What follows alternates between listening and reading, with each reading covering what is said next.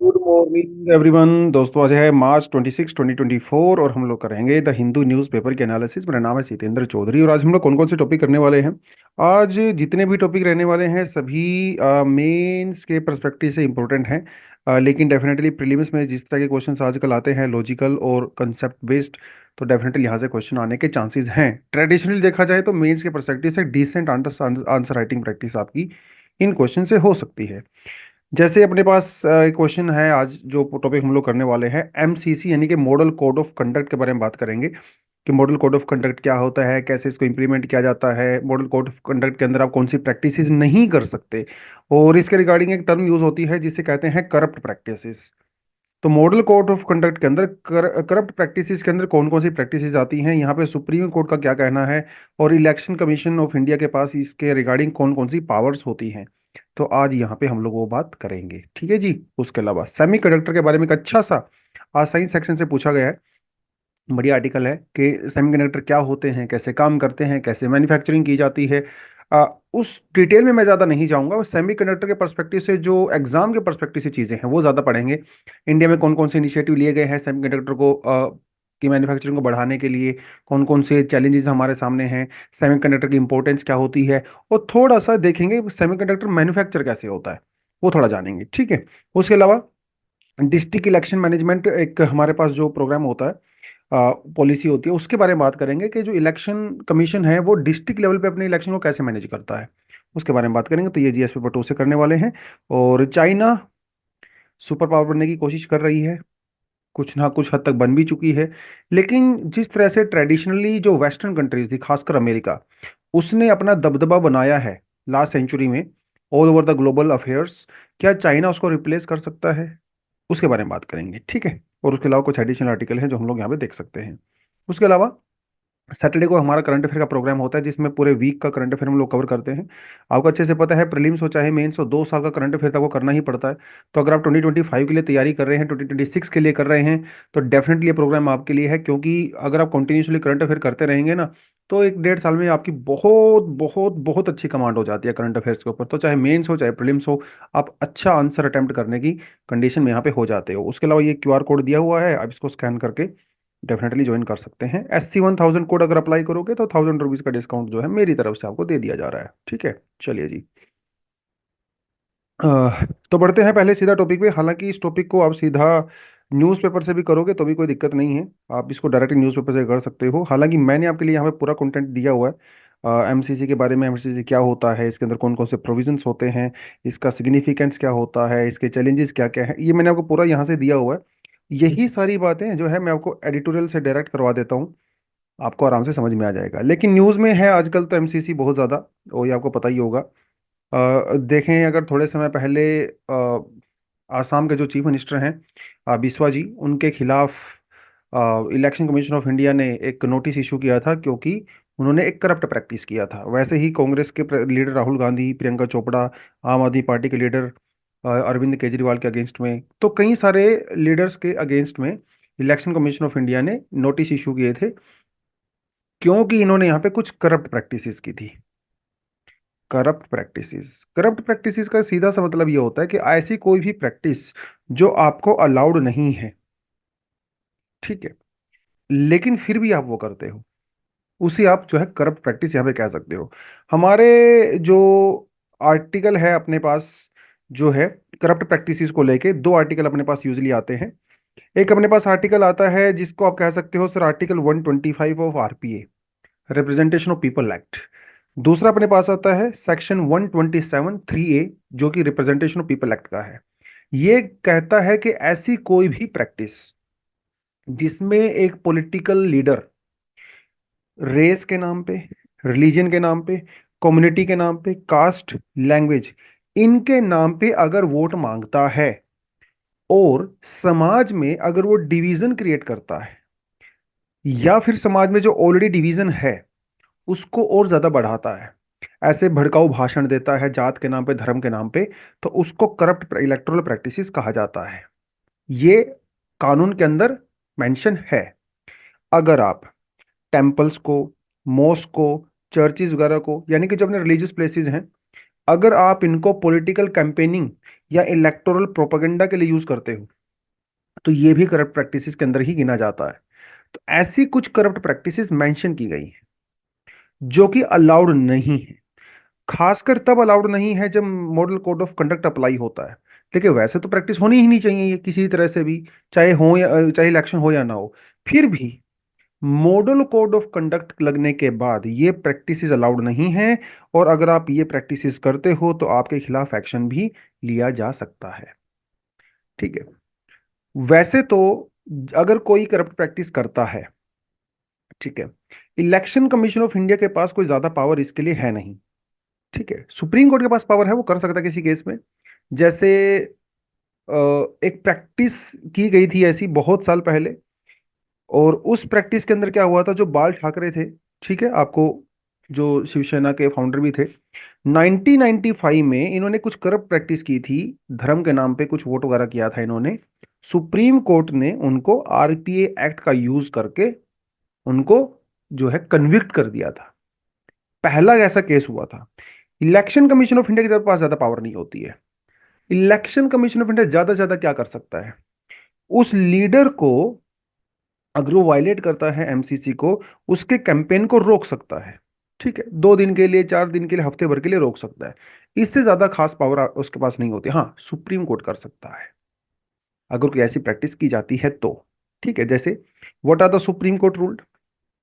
2007 में Abhiram Singh versus CD Commachen, ये case हुआ था।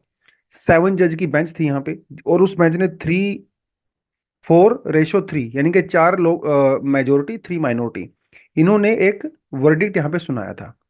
और इन्होंने ये कहा था that candidate shall not appeal for votes on the basis of not just his religion but also that of the voters.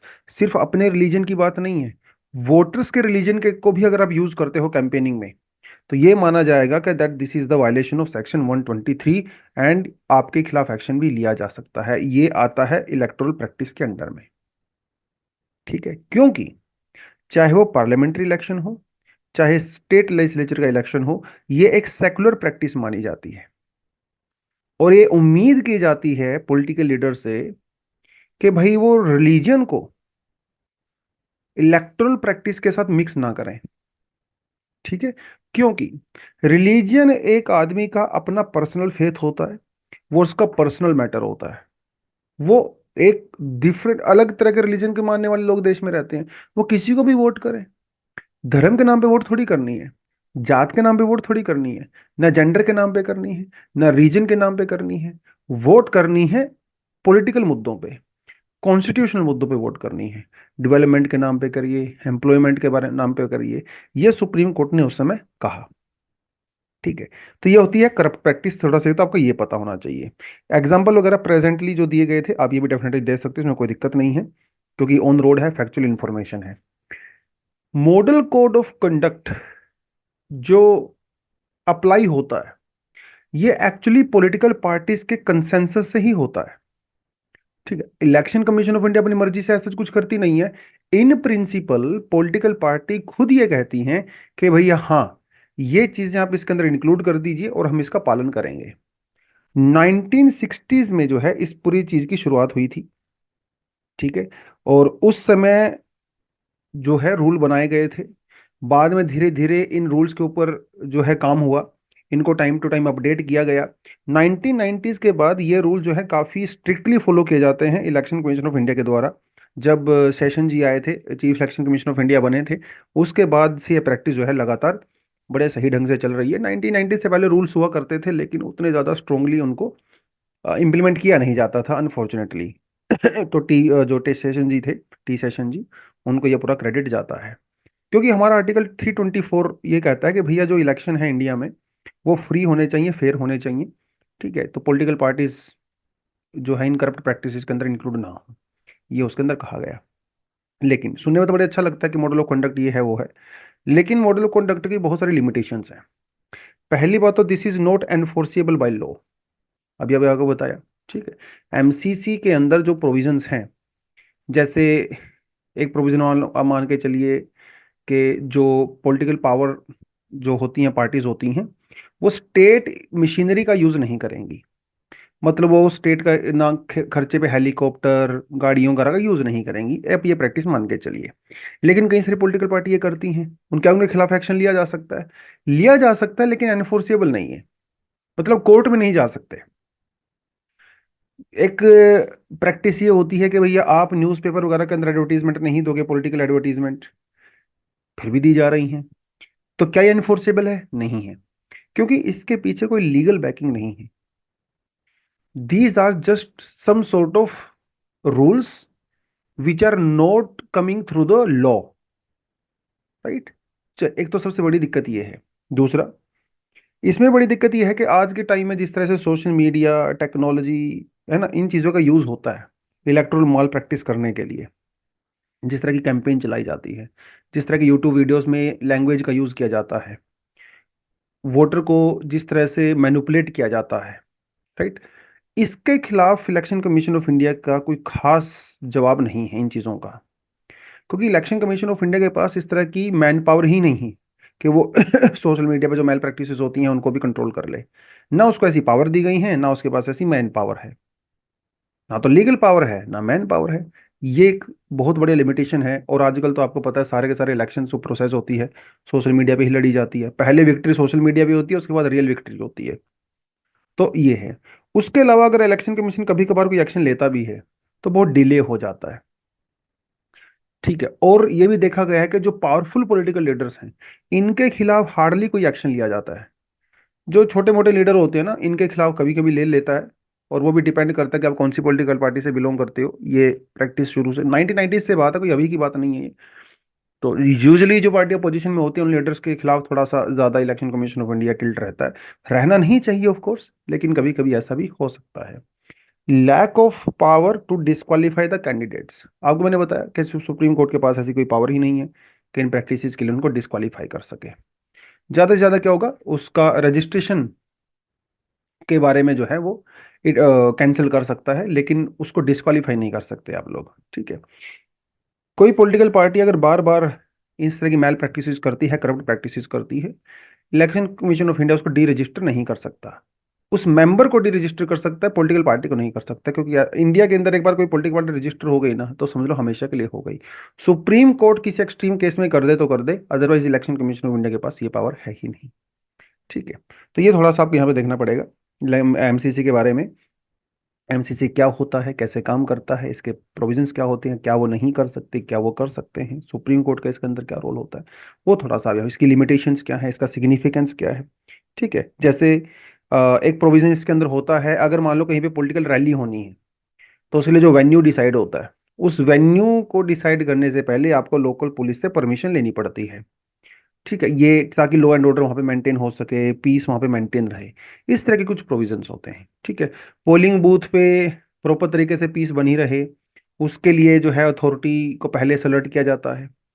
जैसे कहीं पे वोटिंग हो रही है पोलिंग बूथ पे, तो पोलिंग बूथ वहाँ पे कोई फूड डिस्ट्रीब्यूशन नहीं होगा, दारू वारू डिस्ट्रीब्यूशन नहीं होगा, ये सब चीज़ें इंश्योर की जाती हैं। तो ये सब एमसीसी के अंडर में आता है। और पॉलिटिकल पार्टी इन सब चीज़ों से अग्री करती हैं, ऐसा नहीं है कि इलेक्शन कमीशन ऑफ इंडिया अपनी मर्जी से कर रहा है, नहीं। पूरा कंसेंसस होता है पॉलिटिकल पार्टीज का। क्योंकि पॉलिटिकल पार्टी चाहे आपस में जितना मर्जी लड़ रही हो, उनकी एक ड्यूटी कॉन्स्टिट्यूशन के लिए तो बनती है ना। तो कॉन्स्टिट्यूशन के जो वैल्यूज हैं हमारी, वो यही कहती हैं कि ऐसी माल प्रैक्टिसेस आप मत करिए, ठीक है। इन प्रिंसिपल शब्दों से तो ये इंप्लीमेंट होता है, कई बार प्रैक्टिसेस में अनफॉर्चुनेटली नहीं हो पाता है, होना चाहिए, लेकिन भाई वही बात है, सिस्टम के अंदर कुछ ना कुछ तो गड़बड़ हमेशा होती है, कोई सिस्टम परफेक्ट होता नहीं है। चलिए थोड़ा आगे बढ़े। What is the district election management plan? अब देखिए, प्लान तो ऊपर से बनता है, इलेक्शन कमीशन इंडिया उसको बना रही है, लेकिन आप सीधा ऊपर से कंडक्ट तो नहीं करवा सकते इलेक्शन। इलेक्शन तो बिल्कुल एक गांव का आदमी जाके भी वोट करेगा। तो जो बिल्कुल छोटी से छोटी यूनिट होती है, ठीक है, हालांकि सबसे छोटी यूनिट तो यहाँ पे ग्राम पंचायत ही होती है, लेकिन उसकी जो मैनेजमेंट होती है वो डिस्ट्रिक्ट लेवल पे की जाती है, फिर वो स्टेट लेवल पे होती है, फिर नेशनल लेवल पे होती है। तो पूरी तरह से इस तरह से मैनेज किया जाता है। तो हमारे पास होता है डिस्ट्रिक्ट इलेक्शन मैनेजमेंट प्लान, ठीक है। ये डिस्ट्रिक्ट मैनेजमेंट मैनेजमेंट जो पूरा प्लान है, इलेक्शन कमीशन ऑफ इंडिया के अंडर में ही पूरे का पूरा बनता है। और यूजली डेट अनाउंस होने से लगभग 6 महीने पहले डिस्ट्रिक्ट लेवल पे तैयारियां बेसिकली शुरू हो जाती हैं। इसके अंदर जो अलग अलग स्टेक होल्डर्स हैं, जैसे जो इलेक्टोरल ऑफिशियल्स होते हैं, ठीक है, उनके साथ मीटिंग वगैरह पूरी प्रॉपर तरीके से की जाती है। लॉ एनफोर्समेंट जो एजेंसीज हैं, पुलिस वगैरह है, उनके साथ जितने भी स्टेक होल्डर्स हैं, तो इलेक्शन कमीशन ऑफ इंडिया काम करना शुरू कर देती है 6 महीने पहले से। ठीक है, तो ये डिस्ट्रिक्ट जो इलेक्शन मैनेजमेंट जो प्लान है, इसके अंदर बेसिकली रहता क्या है, पूरी स्ट्रेटेजी होती है डिस्ट्रिक्ट लेवल पे। ठीक है, पॉलिटिकल मैप, यानी कि जो कॉन्स्टिट्यूंसीज होती हैं, उनकी पूरी बाउंड्री वगैरह फिक्स कर दी जाती है। वहाँ पे कितनी पॉपुलेशन है, उस पॉपुलेशन के अंदर कौन कौन से लोग रह रहे हैं, इंफ्रास्ट्रक्चर वहाँ पे कैसा, ये पूरी तैयारी 6 महीने पहले से शुरू हो जाती है। ठीक है, इंफ्रास्ट्रक्चर के अंदर बहुत सारी चीज़ें देखी जाती हैं कि जो बूथ होता है वहाँ पे प्रॉपर रैंप बने हों, इलेक्ट्रिसिटी अवेलेबल हो, लाइटनिंग होनी चाहिए, ड्रिंकिंग वाटर होना चाहिए, टॉयलेट्स होना चाहिए, इंटरनेट कनेक्शन होना चाहिए। खासकर ध्यान दिया जाता है कि जो लोग डिसेबल्ड हैं, ठीक है, पर्सन विद डिसेबिलिटी, दिव्यांग के बारे में और सीनियर सिटीजन के बारे में बहुत तैयारी की जाती है कि वहाँ पे हेल्प डेस्क होना चाहिए 24/7, कंट्रोल रूम होना चाहिए। ठीक है, ये सारी चीज़ें तैयारी की जाती हैं डिस्ट्रिक्ट लेवल पे, तब जाके कहीं इलेक्शन यहाँ पे कंडक्ट होता है। उसके अलावा जो इलेक्शन कमीशन है वो ये भी ध्यान रखता है कि उस प्रॉपर कॉन्स्टिट्युएंसी में इनके उस प्रॉपर डिस्ट्रिक्ट के अंदर, या डिस्ट्रिक्ट के अंदर कुछ खास ऐसे ताल्लुक हो सकते हैं जहां पे वोटर टर्नआउट बहुत ही कम था पिछले इलेक्शन में, लोग वोट देने के लिए आए ही नहीं। तो फिर ये देखा जाता है कि लोग वोट देने के लिए क्यों नहीं आए। अगर ऐसा ये सब फाइंड आउट किया जाता है, उसके बाद इलेक्शन कमीशन जो है वो उनको वोटर को एंगेज करने की कोशिश करता है कि आप आएं और वोट डालें। कम्युनिटी लेवल पे, यूथ ऑर्गेनाइजेशन के लेवल पे इवेंट्स ऑर्गेनाइज करवाए जाते हैं, सोशल मीडिया की हेल्प ली जाती है ताकि जनता में अवेयरनेस बढ़े, पार्टिसिपेशन बढ़े और ज्यादा से ज्यादा लोग वोट देने के लिए आए। ये सब तैयारी की जाती है। जो हमारी ईवीएम मशीनें होती हैं, उनको प्रॉपर तरीके से मैनेज किया जाए, ये सबसे ज्यादा क्रूशियल होता है। सबसे ज्यादा 2-3 हफ्ते पहले, 2 महीना भर पहले ईवीएम मशीन, जो वीवीपैट मशीन हमारे पास होती हैं, इन सब की टेस्टिंग वगैरह कर ली जाती है। 61 ऐसे आइटम बताए गए हैं जो कि एक बूथ के ऊपर हमेशा अवेलेबल होने चाहिए, जैसे ink, seal, stamp, stationery, statutory forms वगैरह, वो सब होने चाहिए 61। हालांकि ये लिस्ट आपको याद करने की जरूरत नहीं है, बस हल्का सा you should have some idea कि ऐसे ऐसी चीज़ें होनी चाहिए यहाँ पे। तो ये डिस्ट्रिक्ट इलेक्शन मैनेजमेंट प्लान हमारे पास होता है। ठीक है, इसका पर्पस यही होता है कि भैया पूरे कॉम्प्रिहेंसिव तरीके से इलेक्शन की तैयारियां हों। राइट, यही सब होना ही चाहिए। इलेक्ट्रल जो प्रोसेस है वो प्रॉपर तरीके से हो, डेटा प्रॉपर तरीके से यूटिलाइज किया जाए, पॉलिटिकल मैप, ठीक है, सारी आइटम जो चाहिए वो सब वहाँ पे अवेलेबल हों। जो जो यूथ होता है उनको इंगेज किया जाए, अवेयरनेस कैंपेन चलाए जाएं, वो सब चीज़ें, लोकेशन टेस्ट की जाती है, ईवीएम मशीनें टेस्ट की जाती हैं, पानी की सुविधा होनी चाहिए, वो सब चीज़ें यहाँ पे की जाती हैं डिस्ट्रिक्ट लेवल पे। ठीक है, ये थोड़ा सा आपको इसके बारे में पता होना चाहिए। इससे ज़्यादा रिक्वायरमेंट नहीं है, इतना भी पता होगा तो बहुत बढ़िया हो जाएगा आपके लिए एग्जाम में के परस्पेक्टिव से। एक साइंस वाले सेक्शन से आज आर्टिकल आया है, on semiconductors, how they are made, used and who manufactures them. देखिए, ये तो एकदम फैक्चुअल इंफॉर्मेशन है। ठीक है, सेमीकंडक्टर क्या होते हैं, कैसे बनाए जाते हैं, कहाँ कहाँ पे इनका यूज होता है, कौन इसको मैन्युफैक्चर करता है, ये अलग टॉपिक है। इंडिया के पर्सपेक्टिव से सेमीकंडक्टर को कैसे पढ़ना है, वो एक अलग पर्सपेक्टिव है। यानी कि रिसेंट टाइम में सेमीकंडक्टर की इतनी इंपॉर्टेंस क्यों हो गई है, खासकर जियोपॉलिटिक्स के अंदर। क्यों अमेरिका और चाइना के बीच में जो ट्रेड वॉर था, धीरे धीरे वो चिप वॉर के बीच में जो है वो कन्वर्ट क्यों होता जा रहा है। क्यों अमेरिका चिप को, यानी कि सेमीकंडक्टर चिप्स को इतनी ज्यादा इंपॉर्टेंस देता है, क्या इसका रोल है ग्लोबल पॉलिटिक्स में, इंडिया यहाँ पे क्या रोल प्ले कर रहा है ग्लोबली और लोकली। ये सब चीजें सेमीकंडक्टर के बारे में हमको पता होनी चाहिए। एग्जाम में यहाँ से ऑलरेडी क्वेश्चन आ चुका है। डेफिनेटली ये टॉपिक इतना ब्रॉड है कि फ्यूचर में यहाँ से आने के बहुत सारे चांसेस हैं, क्योंकि इसकी डायमेंशन बहुत ज्यादा है और यूपीएससी अलग अलग डायमेंशन से क्वेश्चन पूछता है, तो डेफिनेटली यहाँ से मेरे को पूछेगा। तो थोड़ा सा तो आपको मैन्युफैक्चरिंग के बारे में हल्का सा आइडिया होना चाहिए, ज्यादा नहीं, थोड़ा थोड़ा। ये चिप वगैरह आपने सबने देखी होंगी कभी कभार, कोई इलेक्ट्रॉनिक का सामान हमारा टूट जाता है, आपका कैलकुलेटर, मोबाइल या कुछ ना कुछ, उसके अंदर इस तरह की चिप्स जो है आपने देखी होंगी। यही चिप सारा खेल होता है। पहले इन चिप्स का साइज बहुत बड़ा होता था, आपको कंडक्टर्स दिखाई देते थे कि कहाँ पे कौन सा कनेक्शन लगा हुआ है। जब इनका साइज बड़ा होता था, आपके मोबाइल फोन के साइज भी बड़े होते थे, और जितनी इलेक्ट्रॉनिक डिवाइसेस हैं आपके सबके साइज बड़े बड़े होते थे, पावर कम होती थी। अब क्या होने लगा, इन चिप्स का साइज छोटा होने लगा, इलेक्ट्रॉनिक डिवाइसेस का साइज भी छोटा होने लगा, और उनकी पावर बहुत ज्यादा बढ़ गई है। 20 साल पहले जो काम सुपर कंप्यूटर करता था, 30 साल पहले, आज के टाइम में शायद वो आपका मोबाइल फोन ही कर देता है, क्योंकि सेमीकंडक्टर चिप्स इतनी पावरफुल हो गई हैं। तो ये सबसे क्रूशियल पार्ट होता है, इसको बनाना उससे भी क्रूशियल होता है। ठीक है। सेमीकंडक्टर बेसिकली, देखिए ये है सेमी कंडक्टर, इसके नाम से ही समझ गए होंगे आप। सेमी मतलब हाफ, पार्शियल, जो पूरा नहीं होता है। कंडक्टर मतलब जिस इसमें से इलेक्ट्रिसिटी कंडक्ट होती है, सीधी सी बात है। तो इसमें से आधी इलेक्ट्रिसिटी कंडक्ट होती है, हम ये कह सकते हो, है ना। कैसे, देखिए, ये जो सेमीकंडक्टर होते हैं वो इलेक्ट्रिकल कंडक्टिविटी के लिए यूज किए जाते हैं, इसमें तो कोई डाउट नहीं है। ठीक है। तो एक कंडक्टर होता है, एक इंसुलेटर होता है, उनके बीच में कंडक्टिविटी का काम करता है। सेमीकंडक्टर बेसिकली क्या होते हैं, ये वैसे तो इंसुलेटर होते हैं, लेकिन रूम टेम्परेचर पे ये इलेक्ट्रिसिटी प्रोड्यूस करना शुरू कर देते हैं, इलेक्ट्रिसिटी फ्लो करना शुरू कर देते हैं। तो ये सेमीकंडक्टर ऐसे बने होते हैं, आप इनको अपनी मर्जी से कंडक्टर बना सकते हो, अपनी मर्जी से इंसुलेटर बना सकते हो। तो ऑन एंड ऑफ का चक्कर होता है, 0 एंड 1 का चक्कर होता है बेसिकली। आपको पता है हमारे जो कंप्यूटर्स होते हैं वो बाइनरी सिस्टम पे काम करते हैं, 0 एंड 1 पे। ठीक है, ये कमांड ऑन एंड ऑफ कह सकते हो आप।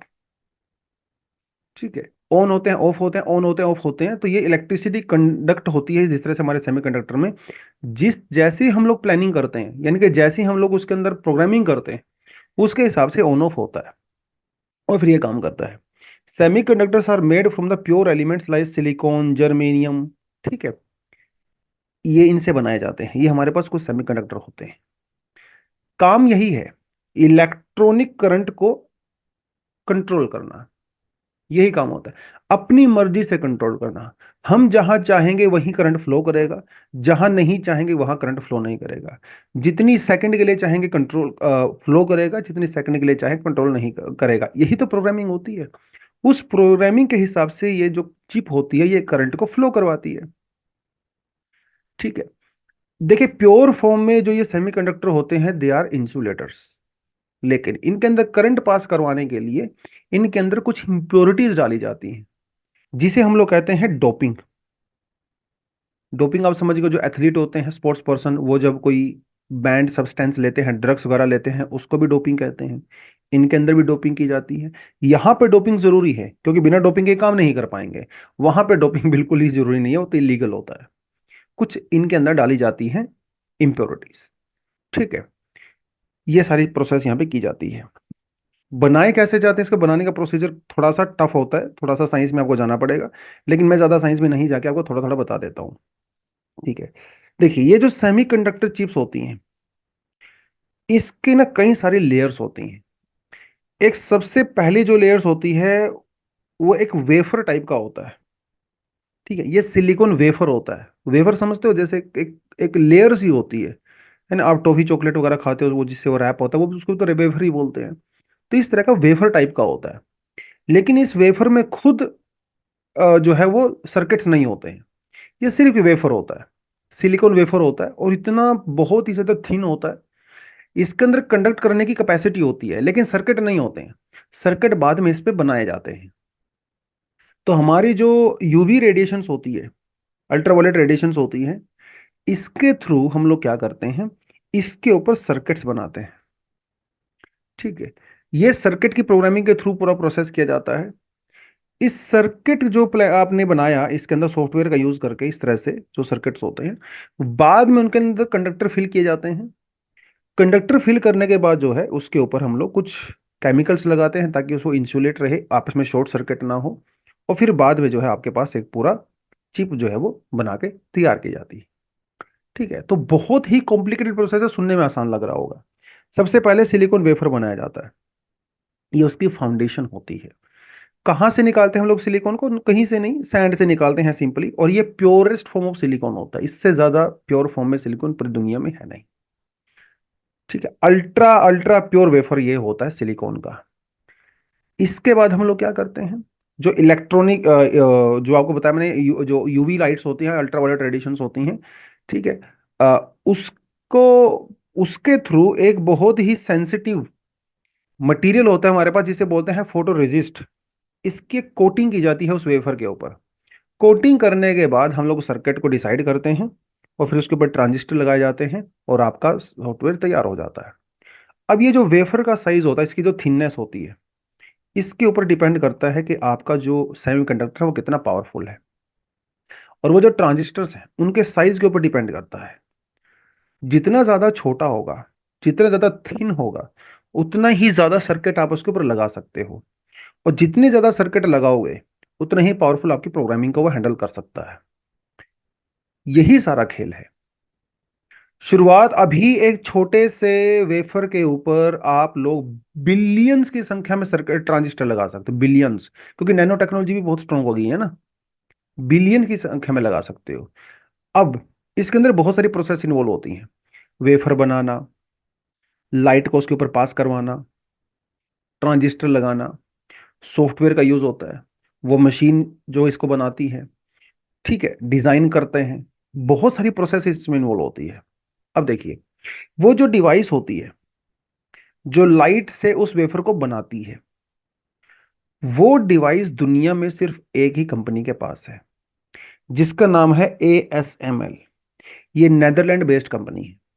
दुनिया में सिर्फ और सिर्फ यही एक कंपनी है जो ये वेफर बनाने का ये टेक्नोलॉजी लाइट वाली इसके पास है, और किसी के पास है ही नहीं। ये मशीन भी बहुत महंगी आती है, 250-300 मिलियन डॉलर की एक मशीन आती है। आज के समय में पूरी दुनिया इस एक मशीन के ऊपर टिकी हुई है। सोच के देखिए आप, कितनी बड़ी बात है ये। और अभी इस नेदरलैंड ने कानून पास किया है कि हम ये टेक्नोलॉजी किसी को नहीं देंगे। वैसे टेक्नोलॉजी पहले भी नहीं दे रहे थे, लेकिन चाइना वगैरह से मशीन खरीदने के चक्कर में था। और चाइना को ये लगा था इस मशीन को खरीदने के बाद मैं रिवर्स इंजीनियरिंग कर लूंगा, लेकिन वो थोड़ा सा अभी डिले हो गया है। ठीक है, वैसे जो आपने कंपनी का नाम सुना होगा, फिलिप्स, फिलिप्स की ही एक कंपनी है ये। ठीक है, हालांकि थोड़ा अलग हो गई है, बट फिर भी फिलिप्स से जुड़ी हुई है। ये कंपनी इस मशीन को प्रोवाइड कराती है। दूसरी बात बात इन सारी चीजों के लिए जो सॉफ्टवेयर बनाया जाता है, जिसकी आत्मा होती है, मशीन तो एक हार्डवेयर हो गया ना, उसके पीछे सॉफ्टवेयर भी तो होता है। वो सॉफ्टवेयर के लिए जो है दो मेजर मशीन कंपनीज होती हैं। ठीक है, सिनोप्सिस और कैडेंस। ये अमेरिकन कंपनीज हैं जो उसके लिए सॉफ्टवेयर प्रोवाइड करवाती हैं। जो सिलिकॉन वेफर जो प्रोवाइड करवाया जाता है, वो रॉ मटेरियल, वो जापान की कंपनी है शिनेत्सु, वो प्रोवाइड करवाती है। इन सारी चीजों को करने के बाद ताइवान इन सब चीजों को मैन्युफैक्चर करता, मार्केट करता है। ठीक है, वो सब ये किया जाता है। इनका जो इंटेलेक्चुअल प्रॉपर्टी राइट है, ज्यादातर वो एक अमेरिकन कंपनी के पास है जिसका नाम है आर्म। सोच के देखिए, नेदरलैंड की कंपनी मशीन बना रही है, सॉफ्टवेयर अमेरिका से आ रहा है, वेफर जापान से आ रहा है, IP उसका जो इंटेलेक्चुअल प्रॉपर्टी है वो ब्रिटेन की कंपनी के पास है। इतनी सारी कंट्रीज के जो पूरी हाई लेवल टेक्नोलॉजी है वो मिलके एक चिप बना रही है। ठीक है, चाइना के इस पे कोई खास कंट्रोल नहीं है। हमारा जैसे IBM हो गया, सैमसंग हो गया, जापानी कुछ कंपनी होती है वो इस सेक्टर के अंदर इन्वॉल्व है। लेकिन वो सारी चीजें कहीं से चल रही है, सब इसी से चल रही हैं। जो ASML है, इस मशीन के पीछे पड़े हुए हैं सबके सब लोग। इस तरह से थोड़ा सा इसको जो है वो बनाया जाता है। थोड़ा मैंने आपको मैन्युफैक्चरिंग बारे में बता ही दिया। सेमीकंडक्टर हम बहुत जगह पे यूज होता है। आपके एयर कंडीशनर से लेके आपके मोबाइल फोन, आपकी जो स्पेस टेक्नोलॉजी है उसके अंदर, आपकी इलेक्ट्रिकल व्हीकल्स, आर्टिफिशियल इंटेलिजेंस के रिगार्डिंग जो चीज़ें हैं, रोबोटिक्स के अंदर, हेल्थ केयर में, कहाँ यूज़ नहीं होता है? हर जगह यूज़ हो रहा है। केमिकल इंजीनियरिंग हो, नए नए स्टार्टअप्स हों, material science, computer engineering, quantum mechanics, हर जगह पे भाई चिप्स का यूज़ हो रहा है। जियो पॉलिटिकल इंटरेस्ट, तभी तो दुनिया आपस में लड़ रही है चिप को लेके। अभी अमेरिका में चिप एक्ट पास किया गया, जिसमें अमेरिका ने यह कहा कि हम लोग कोई भी सेंसिटिव टेक्नोलॉजी चिप्स के रिगार्डिंग किसी दूसरी कंट्री को नहीं देंगे। इवन अमेरिका ने यूरोपियन कंट्री को भी फोर्स किया है कि आप भी ये टेक्नोलॉजी किसी को नहीं दोगे, स्पेशली चाइना को नहीं दोगे। इतनी क्रूशियल है, क्योंकि चिप्स जितनी पावरफुल होंगी, समझ रहे हो आप, और जितनी ज्यादा थिन होंगी, उतनी ही स्ट्रॉन्ग वेपन्स आप बना सकते हो, उतने ही स्ट्रॉन्ग आप सैटेलाइट्स बना सकते हो, उतने ही स्ट्रॉन्ग आप सुपर कंप्यूटर्स बना सकते हो। और ये पावरफुल वेपन्स, स्पेस और सुपर कंप्यूटर जिसके पास जितने पावरफुल होंगे, वो कंट्री उतनी ही सुपर पावर होगी। इसमें तो कोई डाउट नहीं। हालांकि ये जो मैन्युफैक्चरिंग की जा रही है, ये जो चिप्स वगैरह बनाई जा रही हैं, इनमें अच्छी खासी डिजाइनिंग इंडिया में भी की जाती है, बेंगलुरु में। लेकिन ये जो बेंगलुरु में की जाती है इनकी डिजाइनिंग ना, वो हमारा ओरिजिनल डिस्कवरी नहीं है। ब्रिटिश कंपनी है वो जो इंडिया को आउटसोर्स करती है। जैसे मैकडी हो गया, मैकडोनल्ड हो गया, है ना, उसके आउटलेट तो इंडिया में भी हैं, लेकिन उसके जो पूरा मटेरियल, जो क्वालिटी, जो पूरा चीज़ें हैं, वो तो भाई अमेरिकन कंपनी के पास ही है। वैसा वैसा है। इंडिया के कॉन्टेक्स्ट में बात करें, बहुत इंपॉर्टेंस है इसकी। आज की अगर इंडिया को टेक पावर बनना है दुनिया में, चलो हमें टेक पावर नहीं भी बनना है, लेकिन टेक्नोलॉजी यूज तो करनी है। टेक्नोलॉजी यूज तो आप तभी कर पाओगे जब आपके पास चिप का कुछ ना कुछ तो होना चाहिए। तो इसलिए हमारे पास इंपॉर्टेंस तो है। इलेक्ट्रॉनिक सप्लाई चेन को स्ट्रेंथन कर सकता है। अभी कोविड में सबने देखा, क्योंकि ये इलेक्ट्रॉनिक सप्लाई चेन है वो चाइना, अमेरिका, ताइवान, जापान, इन कुछ कंट्रीज के हाथ में ही है। अब डिस्टरबेंस हो गई थी सब कुछ, है ना, जब चिप की कमी हो गई थी, इलेक्ट्रिकल व्हीकल्स कितने महंगे हो गए थे। इंडिया में नई नई एम्प्लॉयमेंट अपॉर्चुनिटी क्रिएट कर सकता है चिप इंडस्ट्री। एक हाई एंड इंडस्ट्री इंडिया में आ सकती है, हाई पेइंग जॉब्स इंडिया में क्रिएट हो सकती हैं। अगर इंडिया चिप्स को खुद मैन्युफैक्चर कर रहा है, तो इंटरनेशनल जो प्लेटफॉर्म्स होते हैं वहां पे हमारे पास नेगोशिएटिंग पावर ज्यादा होती है। आप नेगोशिएट कर सकते हो, आप ना फ्रंट फुट पे खेल सकते हो। हमारा जो इंपोर्ट बिल है वो तो डेफिनेटली कम होगा ही, और हमारा एक्सपोर्ट भी बढ़ेगा। तो ये कुछ कुछ यहाँ पे इंपॉर्टेंस इसकी है। कई सारे इनिशिएटिव भी हम लोगों ने लिया है, जैसे 2019 में नेशनल पॉलिसी ऑन इलेक्ट्रॉनिक्स हम लोगों ने बनाया, जिसमें सेमीकंडक्टर के ऊपर काफ़ी ज़्यादा फोकस किया गया। एक स्कीम हम लोगों ने चलाई जिसका नाम है स्पेक्स। ठीक है, scheme of promotion the manufacturing of electronic component the semiconductor, ये हम लोगों ने चलाया, जिसमें कैपिटल एक्सपेंडिचर काफ़ी ज़्यादा हम लोग कर रहे हैं सेमीकंडक्टर के ऊपर। देखिए अभी तो रिसेंटली तो करना बड़ा मुश्किल है, कि नहीं, इसके अंदर जो है 25-30 साल लाखों आराम से लग जाएंगे, लेकिन तैयारी कभी तो करनी पड़ेगी। राइट। एक स्कीम और हम लोगों ने चलाई EMC 2.0। इसके अंदर गवर्नमेंट क्या करती है, जो इलेक्ट्रॉनिक मैन्युफैक्चरिंग जो क्लस्टर्स होते हैं, जो कॉरिडोर्स होते हैं, ठीक है, वहाँ पे फैसिलिटीज प्रोवाइड करवाती हैं। प्रोडक्शन लिंक इंसेंटिव स्कीम भी हम लोगों ने चलाई है सेमीकंडक्टर वाले फील्ड में। फॉरेन डायरेक्ट इन्वेस्टमेंट को काफ़ी रिलैक्स किया गया इंडिया में, अगर आप इंडिया में मैन्युफैक्चरिंग इंडस्ट्री में इन्वेस्ट करते हो तो। डिजाइन लिंक इनिशिएटिव इंडिया में चलाया गया है। कई कंपनीज हैं जापान वगैरह की, अमेरिका की, जो इंडिया में इंटरेस्टेड हैं इन्वेस्ट करने के लिए सेमीकंडक्टर में। तो वो सब तो हम तैयार कर ही रहे हैं, लेकिन उसके अंदर बात यही है कि चैलेंजेस भी बहुत सारे हैं, है ना। इंडिया चाहे तो फिर भी कुछ ना कुछ तो कमियां इसके अंदर रहती ही हैं। सबसे बड़ी बात यह है कि भाई पैसा बहुत लगता है, ये टेक्नोलॉजी है बहुत एक्सपेंसिव। एक छोटे से प्लांट को, जिसे आप लोग फैब कहते हो, इसको मैन्युफैक्चर करने में, वर्किंग करने में कई बिलियन डॉलर्स का खर्चा हो जाता है। कई बिलियन डॉलर्स। एक बहुत बड़ी दिक्कत हमारे पास ये है, पैसे की कमी है। उसके अलावा मैन पावर, है ना, इस तरह की हाई जो स्किल्ड मैन पावर है, वो हमारे पास बहुत कमी है। एक दिक्कत ये है। उसके अलावा वाटर की अवेलेबिलिटी, इंडिया में ऑलरेडी वाटर स्ट्रेस कंट्री है। बहुत ज्यादा वाटर चाहिए होता है इन चिप्स को बनाने के लिए। एकदम प्योरेस्ट फॉर्म ऑफ वाटर, ऐसा नहीं कि हमने टैप से निकाला पानी दे दिया, नहीं, प्योरेस्ट फॉर्म ऑफ वाटर चाहिए। इसको बनाने में खुद बहुत खर्चा आ जाता है। आपको कंटिन्यूस सप्लाई ऑफ इलेक्ट्रिसिटी चाहिए।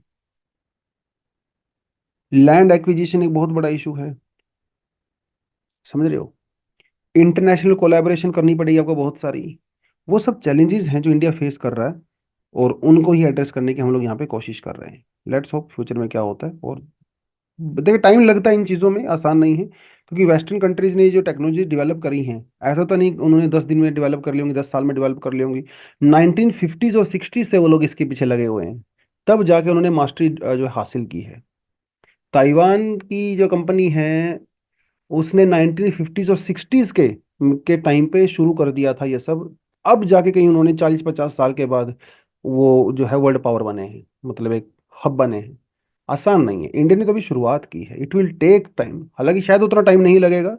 अब टेक्नोलॉजी थोड़ी फास्ट फॉरवर्ड चलती है, फिर भी यू कैन एक्सपेक्ट 25 साल 30 साल तो इंडिया को लग सकता है। लेकिन आज कोशिश करेंगे तभी काम चलेगा। ठीक है, चलिए। एक आर्टिकल मेरे पास आता है, China a want to be super power. Want to be super power. ठीक है, देखिए हर कोई सुपर पावर बनना चाहता है, और चाइना तो एक ऐसी पोजीशन में है इस टाइम जो डेफिनेटली बन सकता है। लेकिन सुपर पावर बनने के लिए सिर्फ आपके पास पैसा हो यही जरूरी नहीं है। पैसा तो एक एस्पेक्ट हो सकता है सुपर पावर बनने के लिए, ओनली एस्पेक्ट नहीं। वैसे भी चाइना की पर कैपिटा इनकम देखें तो वो वैसे भी बहुत ज़्यादा नहीं है। अगर आप वेस्टर्न कंट्री ब्रिटेन अमेरिका से कंपेयर करें तो बहुत कम है, बट फिर भी पैसा तो है आपके पास। लेकिन वो चीज़ें नहीं आपके पास जो वेस्टर्न कंट्रीज, खासकर अमेरिका के पास हैं। वो हार्ड पावर आपके पास वैसी नहीं है जो उनके पास है। तो China want to be a super power है, एक्चुअली सुपर पावर नहीं है, क्योंकि वो जो इंग्रेडिएंट है सुपर पावर बनने के लिए वो शायद आपके पास नहीं है। तो इस आर्टिकल बेसिकली यही बताने की कोशिश कर रहा है कि China is a want to be super power.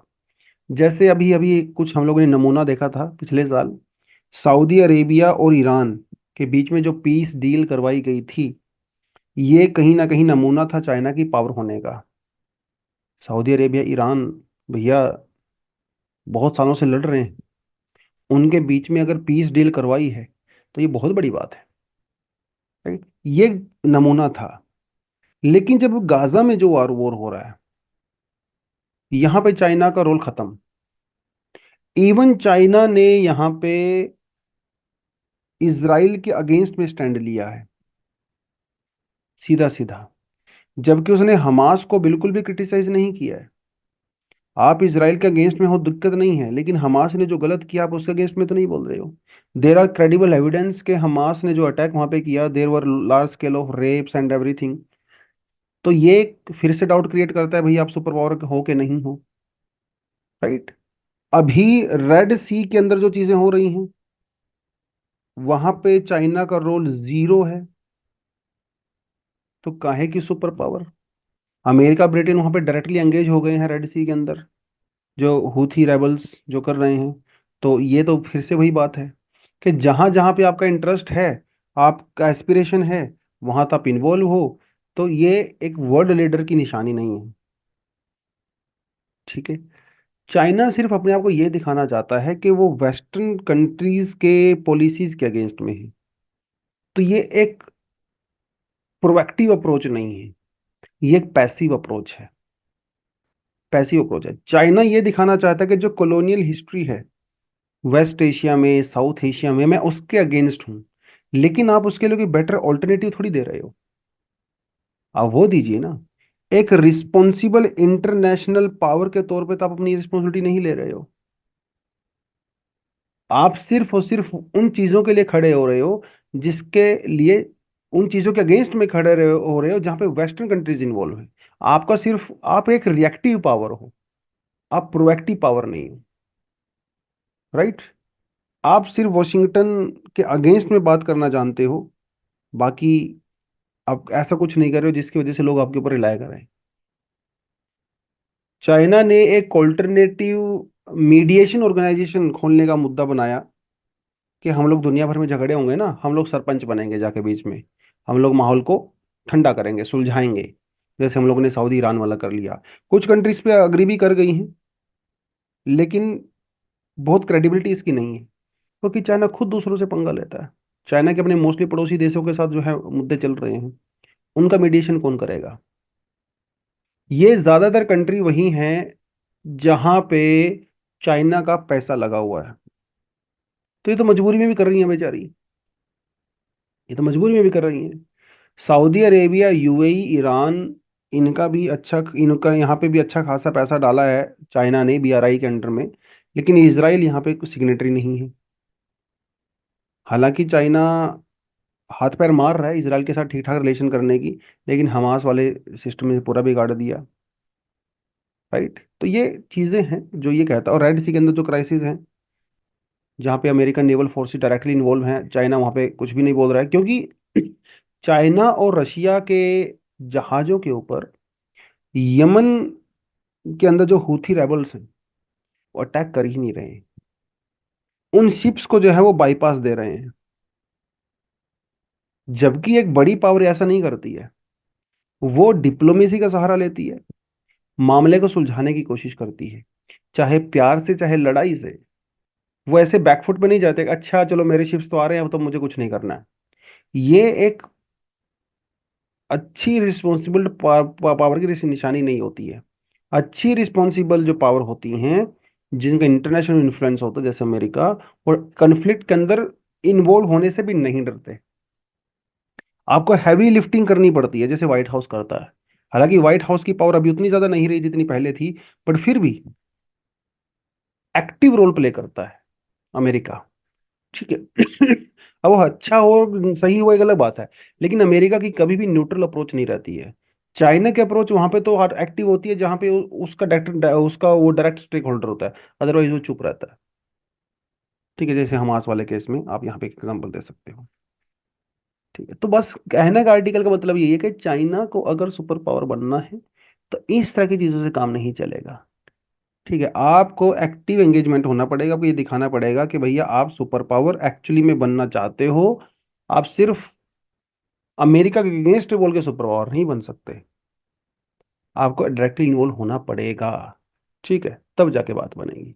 तो यही है इस आर्टिकल के अंदर बेसिकली पूरा ही बताने की कोशिश की गई है कि जैसे एक छोटा बेबी होता है ना, छोटे बेबी के हाथ में आप अचानक से कुछ दे देते हो, उसको एक मॉनिटर बना देते हो उसको उस क्लास का, है ना, तो उछलने लगता है। तो इनका ये कहना है कि चाइना के पास ये जो पहली बात, तो चाइना के पास ये पावर आया कहाँ से, ये भी तो बड़ी सोचनी है। इसका सोर्स क्या है पावर का? इसका सोर्स ही वेस्टर्न कंपनीज है। 90s में, अर्ली टू थाउजेंड्स में अमेरिकन यूरोपियन कंपनी ने चाइना में इन्वेस्ट किया, उनको टेक्नोलॉजी ट्रांसफर किया, तभी तो आपके पास पावर आई। पर अभी भी आपके पास वैसी पावर नहीं है कि आप उनको आंख दिखाने शुरू कर दो। तो अगर चाइना 15-20 साल और वेट करता तो शायद उसको वो पोजीशन हासिल हो सकती थी, लेकिन शायद वो जल्दी में है। तो चाइना अभी सुपर पावर तो नहीं बन सकता, क्योंकि सिर्फ पैसा होना काफी नहीं है। ठीक है, आपको अपने हाथ भी गंदे करने पड़ते हैं अगर आपको सरपंच बनना है तो इस आर्टिकल के अंदर कहने की कोशिश की गई है। ठीक है, बहुत उतना इंपॉर्टेंट आर्टिकल नहीं है जितना दिखने से लग रहा है, बट थोड़ा थोड़ा आइडिया आपको हो सकता है। ठीक है, कुछ कुछ एडिशनल आर्टिकल है, इनको चाहो तो आप पढ़ सकते हो। तो आज के लिए इतना ही है। Thank you very much, all the best, जय हिंद।